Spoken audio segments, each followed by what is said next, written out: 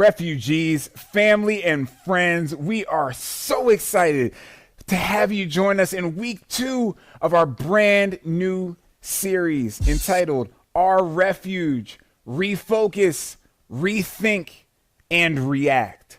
Refocus, rethink, and react. Now, today we'll be jumping into refocus. And we are so incredibly excited to have you with us here today. And so if you're joining us for the first time, we welcome you and we consider you a guest. We love you and we're grateful to have you. So today we're going to learn how to refocus and remember our quote from last week. Let's read this together. And it says, "You will never be able to hit a target that you cannot see." You will never be able to hit a target that you cannot see. And again, that's our good friend, Robin Sharma. We remember that it's very difficult to hit a target that you cannot see. Now, does this look familiar to you? Sometimes you might hit it, but likely with some help, often by accident, but it is still extremely difficult to hit a target that you cannot see. And oftentimes, there's a special group that we have to honor today, that we want to honor today, that misses the target, but in a specific way. And that specific way is humor. Yes, we want to say Happy Father's Day to all the dads. Go ahead and drop that in the comments right now. And dads, what better way to honor and salute you than some dad jokes, some faith-based dad jokes. Enjoy. What's up, sir? How you doing, man? I'm blessed. I'm highly favored. Good. My cup runneth over. I'm blessed. Go. Ready? Waiting on you. What do you call pastors in Germany? What? German shepherds. That was good. All right. What's the name of the dating site for people with a lisp? What is it? Facebook. Stupid. It's just everything that's going on with Facebook. How do angels greet each other? How? Hello. Not bad. Not bad. What do you give Christians with bad breath? I don't know. Testaments. Very clever. Thank you. Who do mice pray to? Who do mice pray to? Who? Jesus. That was good.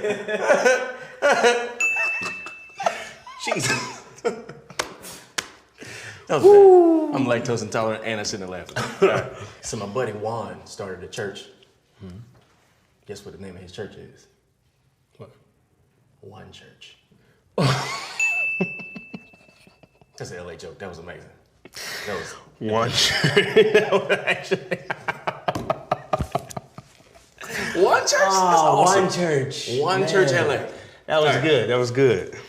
Around what time of day was Adam born? When? A little after Eve. Not bad. All right. I took my pastor to a Falcons game, and he didn't pay attention. You know why? Why? His eye was on the sparrow. I'm mad.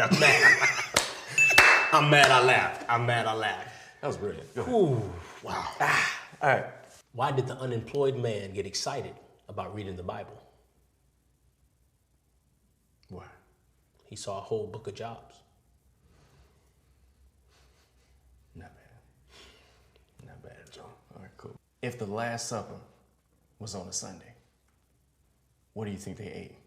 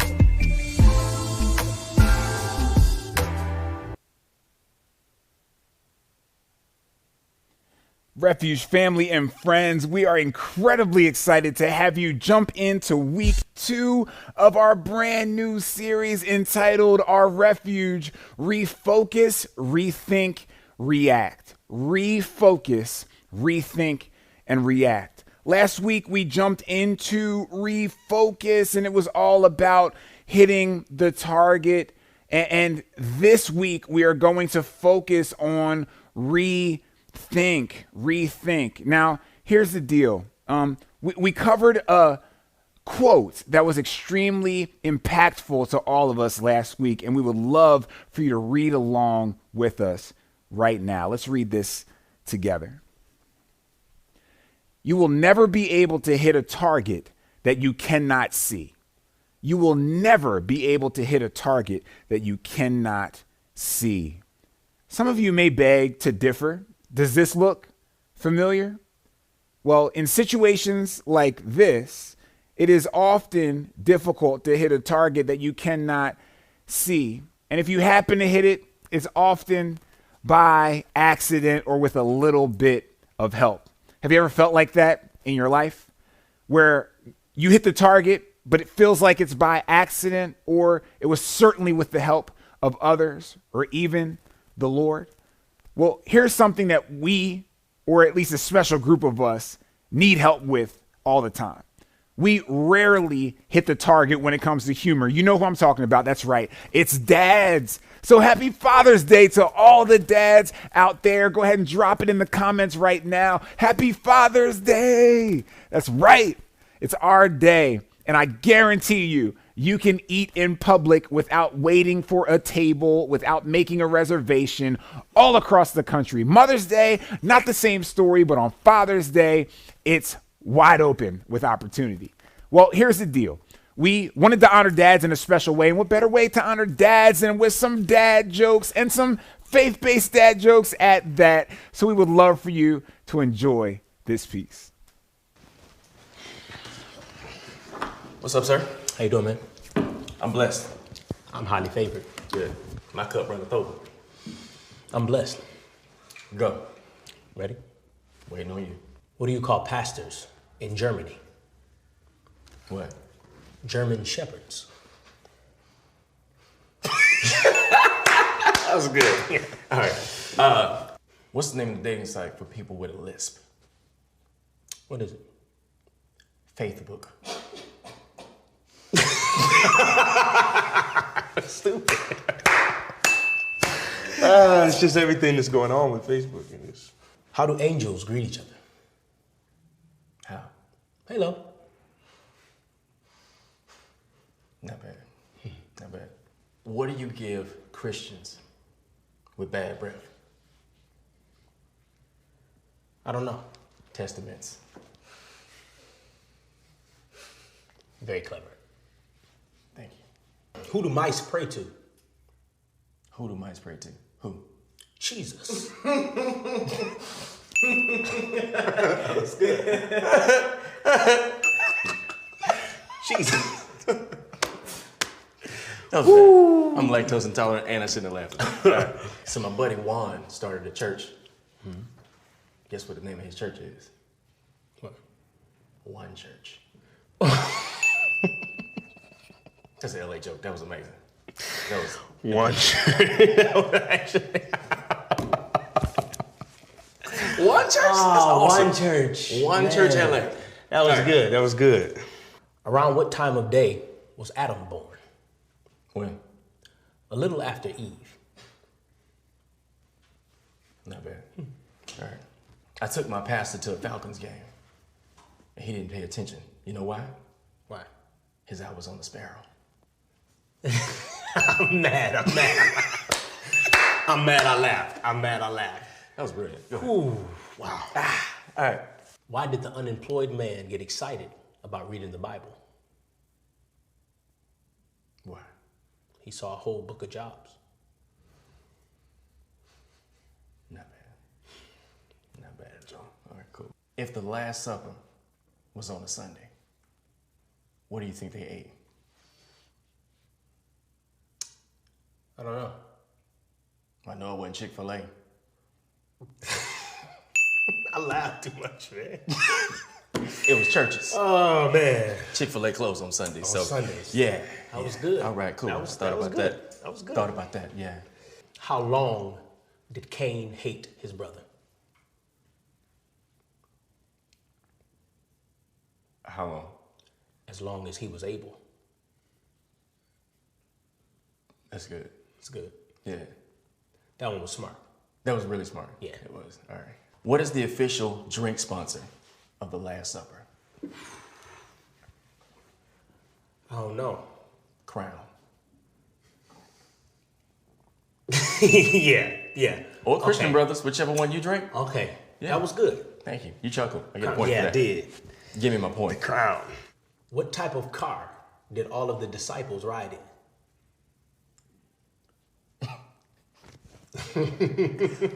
What type of car did all the disciples ride in? Yeah. What? They all rode in one accord. That was good. That was good.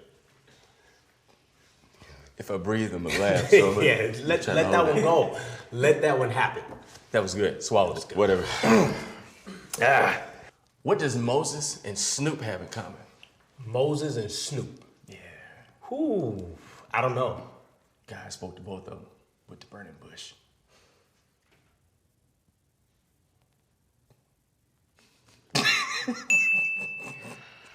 You gonna give him my credit? All right, cool. That's fine. That's fine. How does Moses make his coffee?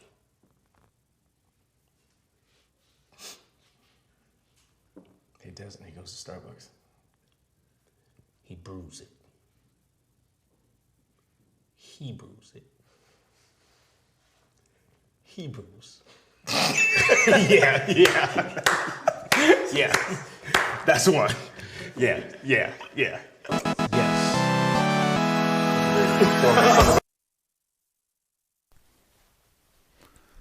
All right. Well, a huge shout out to our guy, Ron G, actor and comedian. Now, if you notice the ad for Stone Stories, it is incredible. They are actually doing exegesis on persecution, the stoning of Stephen. That's crazy, right? Wow. What an amazing, amazing time. Dads, do one for all of us today. Tell your family a dad joke as only you can. We love you so much. Now, if you were with us last week, we talked about how to refocus. And this week, we're going to talk about how to rethink. And if you were with us, we covered our vision and our mission. And so we're going to do that as a recap. So go ahead and say it with us. We are called to create what? A safe space to experience God's love every day. And how do we create a safe space to experience God's love every day? We realize that the church is a people and not a place. We are a family and not a facility. And this is about relationship and not religion. To do the greatest commandment, you have to have a relationship with the Lord, and you have to have a relationship with other people. And that is how you fulfill the great commands and the Great Commission. So we'll talk about the Great Commission piece here in a second. We are called to create a safe space to experience God's love, not just on a Sunday morning, not just on a Wednesday night, but every single day of the week. And we do that through the model of the community hub. So now let's talk about this verse that roots us and connects our vision and our mission. Let's read this together.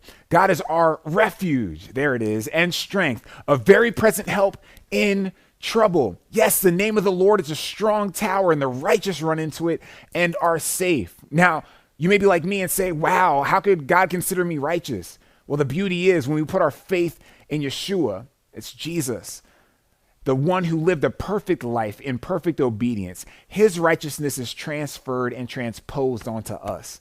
And so we in Christ have become the righteousness of God. So we can run into the strong name of the Lord. That's right. It's one name. It's Yahweh. That's the proper name of God. And even Jesus, his proper name, Yeshua, is Yahweh with the suffix saves, Shua, right? And so here we are. God is our refuge and strength. He's not just protecting us from the outside, but he's strengthening us from within, a very present help in trouble. Oftentimes when we get in trouble, we have to phone it in. We have to call for help. But the Lord is a present help, a very present help in trouble. Isn't that good news? I believe it is for all of us. And so now let's talk about our mission. And our mission is how we do what we do. The vision is a preferred picture of the future. A mission is how we get there. So let's read this together. It's simple. We build people up to send people out. We build people up to send people out. Go ahead and put it in the comments right now. Let me see some arrows. We build people up to send people out. Now, build them up in what, right? We build them up in Christ's character to send them out on Christ's commission. Now, what is Christ's commission? Well, Jesus didn't say go to church. He said go be the church. Go. He didn't say come. He said go. Go and make disciples of all nations, baptizing them in the name of the Father, Son, and Holy Spirit. Again, that's one name, right? Teaching them to observe everything that I've taught you. Now, isn't that the beauty? You don't have to be some deep theologian. Teach them to observe everything I have taught you. So no, you don't have to have all the answers. You just have to be willing to share what you do have with somebody else who doesn't have it. So we build people up in order to send people out. That's right. So we want you today to rethink church. We want you to think about it in a new way. Romans 12 lets us know that we're not supposed to conform to the patterns of this world. That means we're not supposed to be shaped by outside influences, but we are to be transformed. This from the inside out by the renewing of our mind. Then we'll be able to see that God's will is in fact good, pleasing, and perfect. So let's consider this for a second. Some of you that are detail oriented, did you notice today that something's missing? A lot of people feel like something's missing from church. Like it's presentable. Some might say it looks good. It's well put together, but is it functioning the way that it should? Now, if you're detail oriented, you notice today that something is not quite right. That's right. I'm missing a button. But by the grace of God, if the wear and tear of life or just time itself starts to tear and tatter at this garment, it came with a spare. So that this garment, although it is not functioning the way it was designed to, can return to its original design and therefore function the way it was designed to function by the original designer. And that, our friends, is what we are called to do for the church. We are not the original designer, but we can be the spare button that restores the functionality of what some have just learned to gaze at rather than to wear as a garment. So let's get back to it, shall we? And so what we want to do is to take a look at a specific text, which is a description of the early church, not necessarily a prescription, but it lets us know what the early church was doing. And remember, the church was a people, and it still is a people. It's not a place. And so let's read Acts chapter 2. This is written by Luke, the same author of the gospel bearing his namesake. And we'll take a look at verses 44 through 47. And it reads this way: and all who believed were together and had all things in common, and they were selling their possessions and belongings and distributing the proceeds to all as any had need. And day by day, that's every day, attending the temple together and breaking bread in their homes, they received their food with glad and generous hearts, praising God and having favor with all the people. And the Lord added to their number day by day those who were being saved.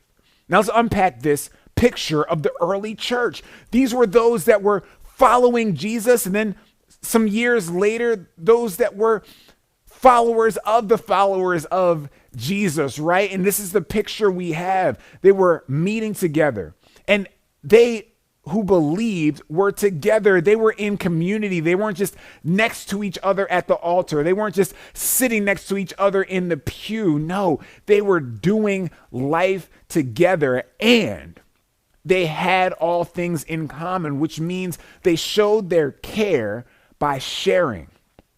They embodied their caring with sharing. So what does that look like? Can you imagine a faith family today, here and now in modern times, holding all things in common? So what does that mean? It doesn't mean that we no longer possess things or are no longer good stewards over them, but we are willing to share with others to be able to meet one another's needs. Can you imagine a community group where somebody loses their job or somebody falls on hard times or somebody has an unexpected repair? And they don't just go to one person and try to shoulder the weight that they couldn't carry on their own, but a group of people all pitching in. Something seemingly small can have a significant impact in the life of someone in their community, their faith family, and their neighbors. They were together and they shared all things in common, and it didn't stop there. And they were selling their possessions and belongings and distributing the proceeds to all as any had need. So were they giving it all away to all the people? No. They were storing it up as wise stewards so that when the storms of life hit different families, there was something already prepared for them. Can you imagine being in the position and also being prepared to help? God is the one that puts us in the position, but sometimes we're not prepared. Can you imagine having 3 snacks in some Ziploc bags that you just keep in your car that can withstand the heat of the summer, but they can stay in your car, and therefore you are not just in the position to help. God will allow you to cross paths with people, but you are prepared to help. Keep some bottled water in your car. It doesn't matter if it's some high-end brand or if it's just purified, distilled. It's water to the thirsty. Jesus lets us know, I was thirsty and you gave me something to drink. I was hungry and you gave me food. I was naked and you gave me clothing. I was in prison and you visited me. And the righteous said, like, when did we ever see you do this? Well, what you've done to the least of these, you've also done to me. And in that parable, the church folk went away sad because they would have treated Jesus better if they knew it was him. Woo! Be careful when in the presence of a stranger, for you may be entertaining divine company. Let's go. So they sold their possessions, the people that had extra, right? They all needed a place to stay. They all needed certain needs met, but those that had extra sold it so that they had something. They were prepared to meet the need when God positioned them for the need. And remember, it rained on everybody's family eventually. So that's why we want to be generous, right? So we can create a culture of generosity. And as any had need, and day by day, that's every single day, not just Sunday morning, not just Shabbat service from Friday night to Saturday night, honoring the Sabbath, attending the temple together and breaking bread in their homes. See, church was never designed to be a temple-only thing. It was designed to be an everyday thing, and the real life of the church exploded in people's homes. That's right, after 70 AD, the temple was destroyed. So after 70 AD, there was no spiritually significant place for the people of God to dwell. And so they continued dwelling and meeting in their homes. In 2020, many churches found themselves unable or considered it irresponsible to meet in person in large groups. But that didn't mean the church stopped meeting. We encouraged our folks and our family to meet in community groups, to connect with family and friends, to pick up the phone and call that familiar face that you miss seeing. Because the church is a people and not a place. And when the place shuts down, the people can move forward. Let's go. All right. So now, and day by day, that's every day. Remember, we're creating a safe space to experience God's love every day. Attending the temple together and breaking bread in their homes, they received their food with glad and generous hearts. That's interesting. They were grateful to receive, but they were also willing to give. They were grateful to receive, but willing to give, which means that they refused to be containers of generosity. They wanted to be conduits of generosity. Why? Because we talked about it in previous verses. They knew that their time of need was coming. And so if they created a culture of generosity, they wouldn't have to worry about, is this person going to give to me? Did I give to this person last time? When it's a culture and everybody pitches in. We're going to talk about that next week with how we all can react to this call. This is a movement, not a moment of church. This is a movement, friends, not a moment of church. Refuge is not just a local church. Refuge is the beginning of a movement where we can return to what we read, right? And experience the fruit of the early church by returning to the framework of the early church. And so they received with glad and generous hearts. They were grateful to receive, but also more than willing to give. Praising God and having favor with all the people. Now, this translation here, it is not talking about God's people. It's talking about all people, common people, non-believers. We're favoring the believers, the followers of Jesus. Why? Because they had modeled a community that they wanted to be a part of. Right now, it seems like people are running away from church in droves because the church has become politicized. The church is divided across cultural and ethnic lines, socioeconomic lines. Can you imagine and picture a faith family that the community is running to because they want some of what we have? They're not running from what we have. They're running to what we have because they have seen a safe space to experience God's love, not just on a Sunday morning, but every day. I want to encourage you. If you fellowship and worship at another church, amazing. Praise God. But guess what? We're family as believers. You can be a part of this movement. We encourage you to stay faithful with your local church. But you can be a partner in this vision to create a safe space to experience God's love every day by birthing community hubs through the community movement and ultimately finding our neighbors and inviting them in to community groups. But we'll get there in just a minute. And so they received with glad and generous hearts, praising God and having favor with all the people, that's non-believers. And the Lord added to their number day by day. A biblical church is a bigger church. Not that it's this massive mega church as the model, but we grow because we multiply. The Lord added to their number daily. So what does that look like? If you have a disciple and you have a disciple and you have a disciple, we are doubling over time. And that, my friends, is growth because healthy things grow. Sick churches or dead churches are content with who they have. And in fact, they try to protect them and push others out. We want to grow. We want to welcome others in, and the Lord added to their number day by day. Not just those that preferred their music style, not just those that preferred their service time or had a shorter commute with less traffic. He was adding to their number day by day those who were being saved. So the church wasn't running from non-believers. The church was running to non-believers. And we believe you are called to be a part of that movement. Let's restore the framework of the early church so that we can see the fruit and the functionality of the early church. Now let's talk about this for just a moment. Jesus comes on the scene and he sees something that looks odd to him. The model of the church seemed upside down. It was this elite group at the top, Pharisees, Sadducees, and scribes, and everybody else at the bottom. And though they thought that it was in perfect shape, it was actually upside down and jumbled up. It was just all over the place. It was looking crazy to Jesus. And so even on his greatest sermon he ever spoke, on the Sermon on the Mount, he said, it is written, you have heard. These religious elite, these scholars of the law have said, but I say to you. Because they had head knowledge, but he brought the heart of God. And although they had a model that seemed to be cute, it was actually really all jumbled up. And so Jesus starts to look at things and he starts to correct them, but he doesn't correct them from a distance. He corrects them up close because he knows that the key to transformation is actually relationship.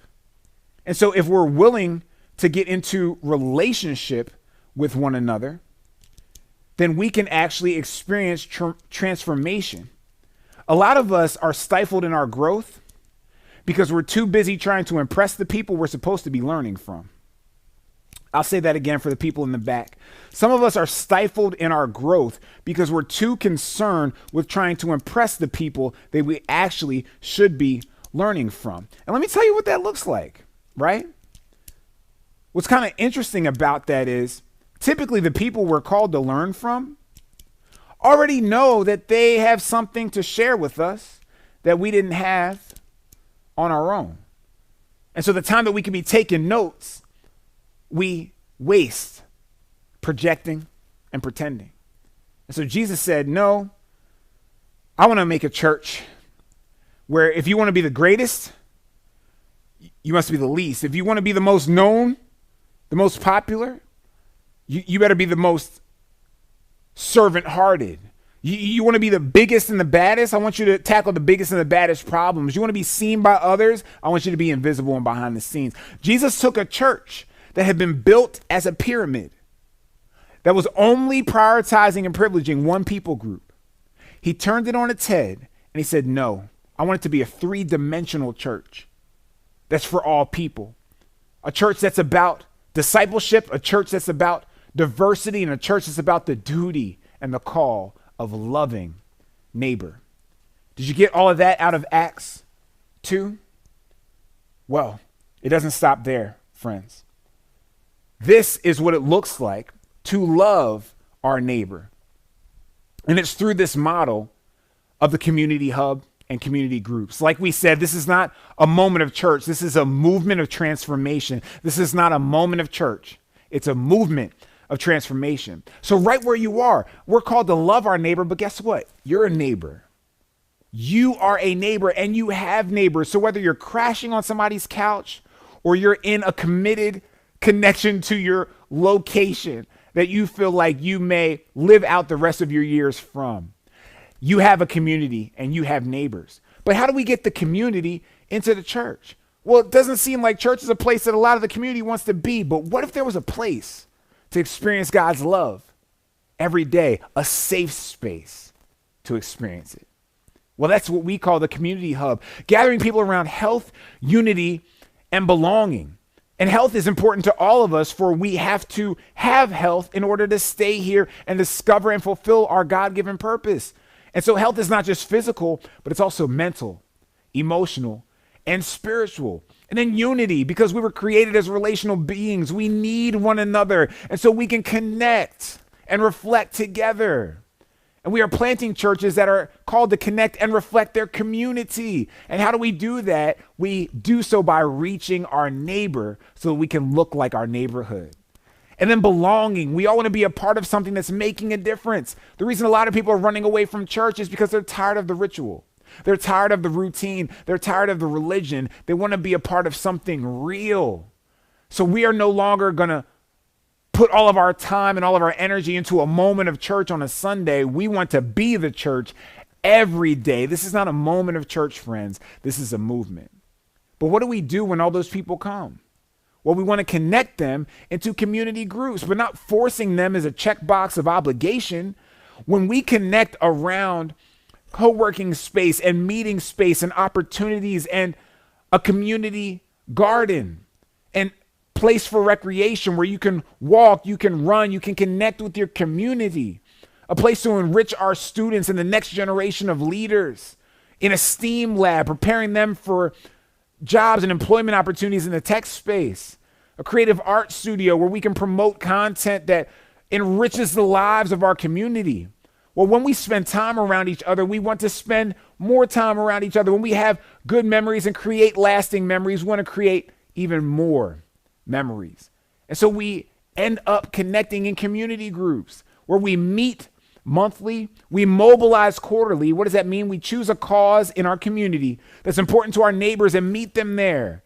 And don't think that we are called to look down on anyone. We are a neighbor. So what does our community need? And the beauty is all of us benefit when our community gets transformed. So we're after not just fellowship, but community transformation. And so we bring the community into the community hub, and the community hub begins to form community groups. And these community groups are sent out. We can see community groups in every town and every city across the country and even internationally one day, where this model of returning to the framework of the early church brings about the functionality and the fruit of the early church that we've all been desperately searching for. But this is no small task, and it must be done so strategically.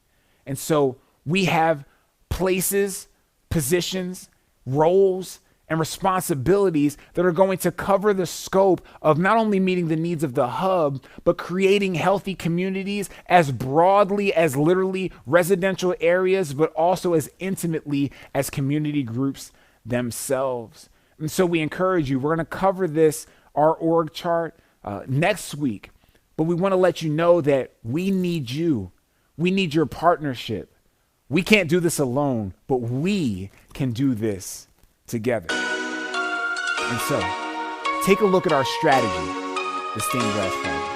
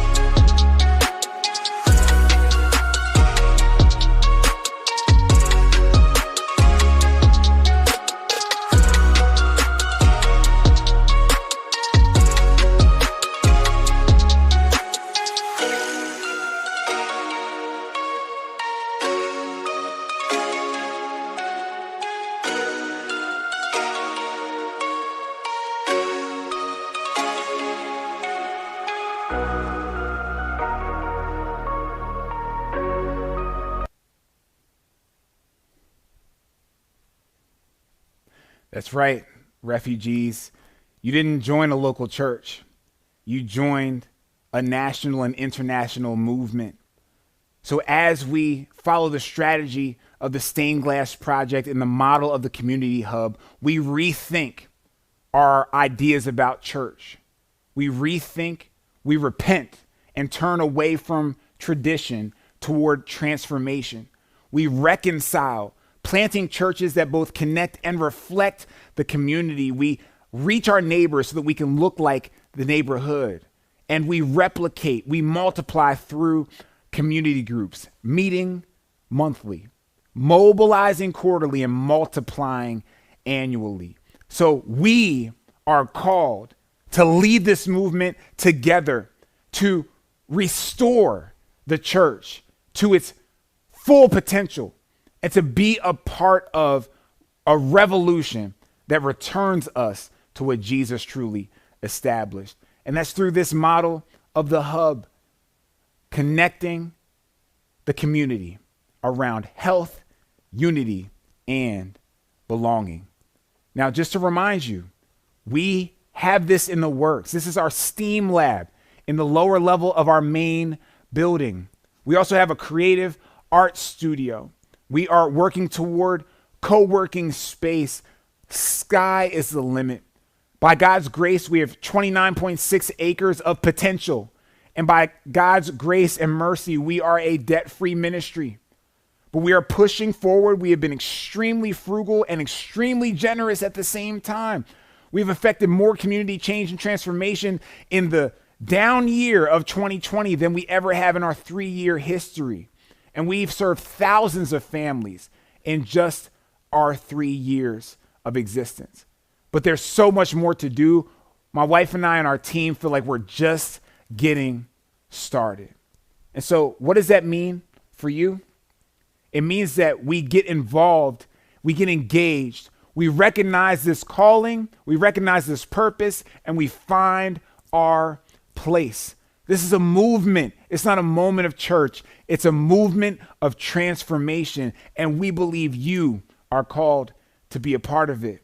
So we are so grateful for your partnership. We cannot do this alone, but we certainly, with God's help, can do this together.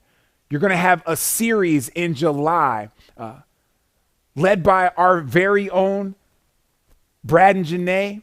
You're also going to hear from Mike, where we are going to center in on community groups to enlist everyone into this movement of community transformation as we meet, mobilize, and multiply. And we cannot wait to see you. Now, July 4th is a unique weekend. This year, it's on a Sunday. And so we have a unique opportunity that Brad and Janae are giving to our church. Yes, refugees, we are birthing something called community church. Yes, Refuge Community Church.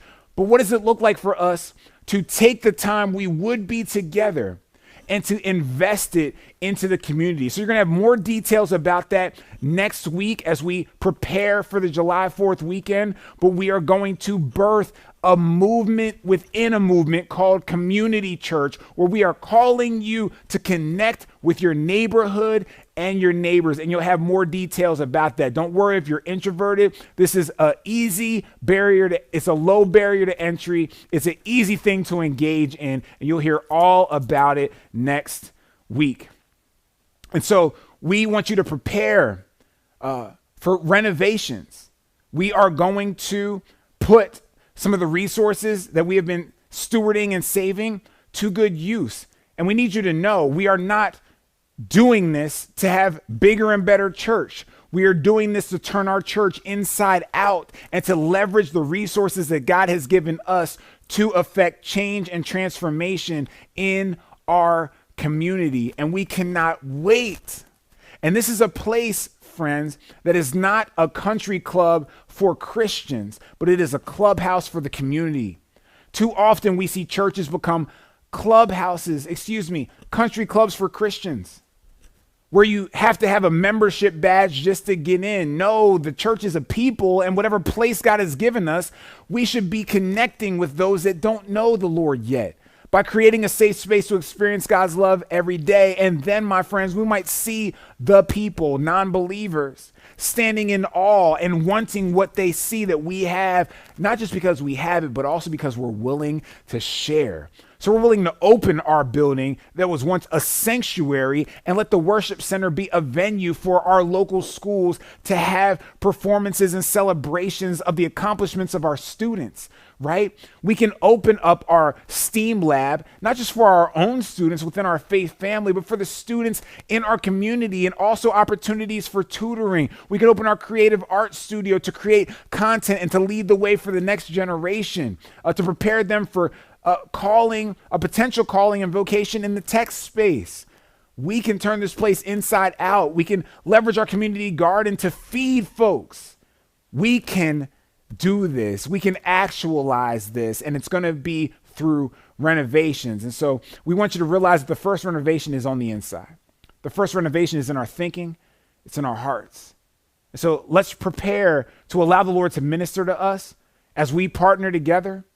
And we would love for you to reflect on the words of this song as we say, Lord God, we would love for you to use us to be your hands and feet in the earth. We love you and trust you. May your work, your great work, begin in us. Let's sing along.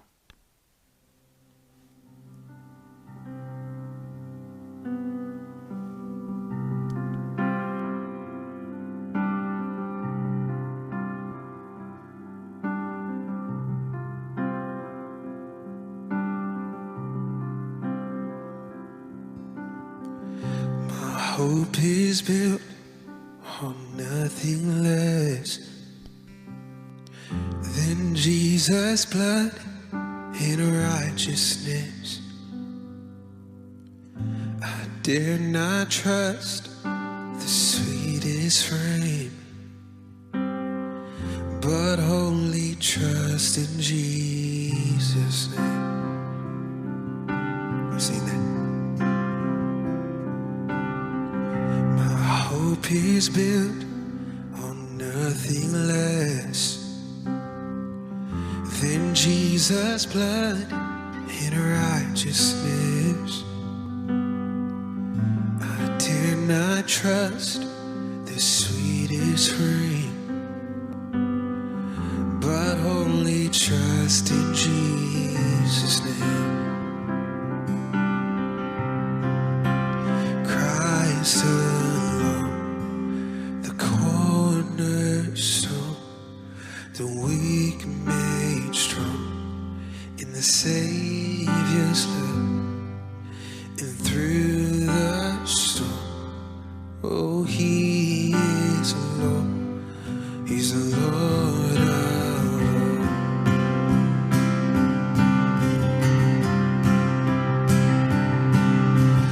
When darkness seems to hide its face, I rest on His unchanging grace. Through every high and stormy gale, my anchor holds within the veil. Oh yes, and my anchor holds within the veil. Oh yes, oh Christ alone, the cornerstone, the weak are made strong in the Savior's love, and through the storm, oh, He is Lord, He's the Lord of all. Oh, He's the Lord of all. Yes, He is.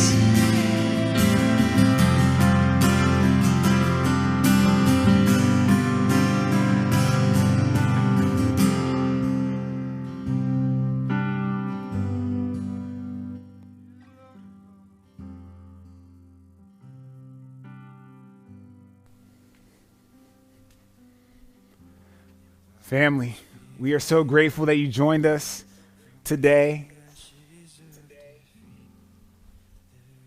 We are so appreciative of your partnership. God is doing a new thing, and He's not just doing something to a building. We as a church are His building. He's the cornerstone. And what's so beautiful about our story is He brought new life out of death, and He can do the same thing for you and your community. And so we invite you at this time, as we honor the Lord, as you're led to give, not just toward this work, but toward this cause. If we return to the framework of the early church, we can experience the functionality of the early church. And we look forward to experiencing that reality with you. And so as you're led, not under manipulation or under compulsion, but cheerfully, we welcome you to partner with us in this work, so that we can bring God's kingdom come and His will be done on earth as it is in heaven. We love you so much and can't wait to see you in week 3. Peace.